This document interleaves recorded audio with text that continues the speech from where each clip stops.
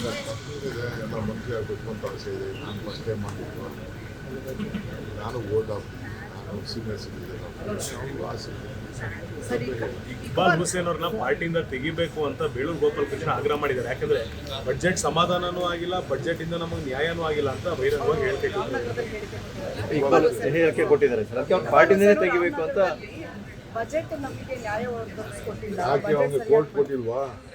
Court ಕೊಟ್ಟಿದ್ದೀವಿ, ಬೇಕಾದಷ್ಟು ಕೆಲಸ ಕೊಟ್ಟಿದ್ದೀವಿ. ಇಕ್ಬಾಲ್ ಹುಸೇನ್ ನಾನು ಎಲ್ಲದಕ್ಕೂ ಡಿ ಕೆ ಶಿವಕುಮಾರ್ ಅವರೇ ನಂಬ್ಕೋಬೇಕು ಅಂತ ಹೇಳಿದ್ದಾರೆ.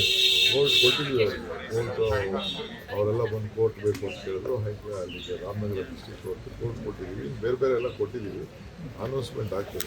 Sir, are there fears of cross voting over the Odisha MPs and MLAs in your I don't know. They want to come and see her. They feel that Bangalore is safe. They have come here. I will meet them. Still, I will not meet them. They called me. They want to come. I said, okay, they are our colleagues. My PC is running straight to me. I didn't get any information from the other side. Since my PC president already requested me, I said, okay, fine. It is our duty to take care of them. I am doing this since last Vilas Deshmukh, Ahmed Patel election, Soni other election, this Madhya Pradesh. All these things have been happening. So they have come. They are our guests. So you have always been known to manage the crisis.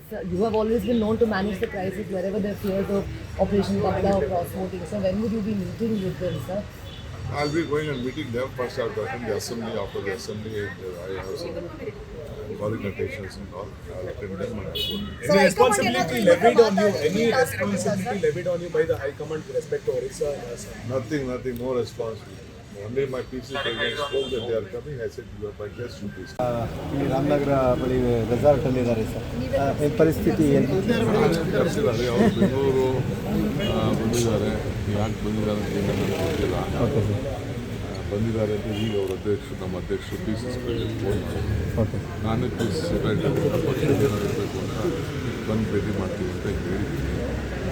So ಅವರೆಲ್ಲ ಬಂದಿದ್ದಾರೆ. ಮೈಸೂರು ನೋಡಬೇಕು ಅಂತ ಅವ್ರಿಗೆ ಆಸೆ ಇದೆ. ಅಲ್ಲ ಮಾಮೂಲಿ, ಯಾಕಂದರೆ ಗುಜರಾತಿಂದ ಆದ ನಂತರದಲ್ಲಿ ಏನೇ ಆದರೂ ಬೆಂಗಳೂರಿಗೆಲ್ಲ ಬರ್ತಾರೆ ಅಂದರೆ ಡಿ ಕೆ ಶಿವಕುಮಾರ್ ಗೊತ್ತಿರುತ್ತೆ ಅಂತ ಸರ್. ಬರ್ತೀನಿ ಅಂತ ನಂಗೆ ತಿಳಿಸಿದ್ದಾರೆ. ಬನ್ನಿ ಅಂತ ಹೇಳಿದ್ದೀನಿ.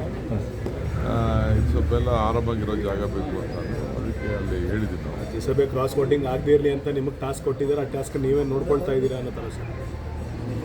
ಪಾರ್ಟಿ ಏನು ಹೇಳಿದ್ರು ಅದನ್ನು ಮಾಡಬೇಕಲ್ಲ. ಎಲ್ಲ ದೇಶದ ಎಲ್ಲ ರಾಜ್ಯದಲ್ಲೂ ಎಲ್ಲ ಸ್ವೀಕಾರ ಅಷ್ಟೇ ಅಲ್ಲ.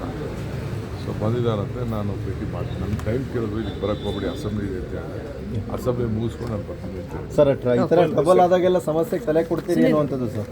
ಆದರೆ ನಿಮ್ಮ ಸಮಸ್ಯೆನೇ ಪರಿಹಾರ ಆಗಲಿಲ್ಲ. ಕಾಲ ನಿರ್ಣಯ ಮಾಡಿ ಸರ್ ಶಾಸಕರು ಸರ್ ನಿನ್ನೆ